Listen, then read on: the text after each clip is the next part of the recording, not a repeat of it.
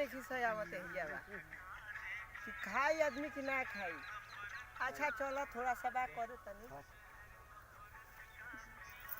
आहो ई का करतड़ा हो हमर खेतवा जोततड़ खेतावा हाँ। ओजा के खेतावा जोतो तड़ा त नइखे बुझात। कहाँ हो जे खेत बाइया तने बाबू के जियाता में पड़ले बा तू एती जा ओजा के खेत जोतले त हम कुछ बोले नहीं हां। आय ओ जे खेत बटे ई अपने खेते बटे ओ जे मल गुजारी दे देले बड़ा अरे कहतल हई ना एमे हो लात मत चलिए। काहे मटली चला हम हटा बाहर निकल। काली कल मुखिया बाहर जी- निकल बे नाते। नाली कलम चलो मुखिया जी भी पहले फैसला हो तब जन हो तन जोतिया ठीक बा नु जो बोला बाबू के के लिए। जियते में हई जोतत जो बोला के लिए जौना के बोला कोई तौना के बोला के ले आवत तरन है जब मेहनत करत नहीं हम खेत ली है।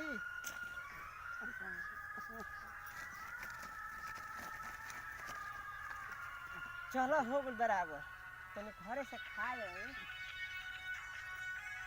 आवत तरन हिस्सा ली आवत त मारा भी एक कुदारी सरिया के। अब रख दो अब ठीक बा।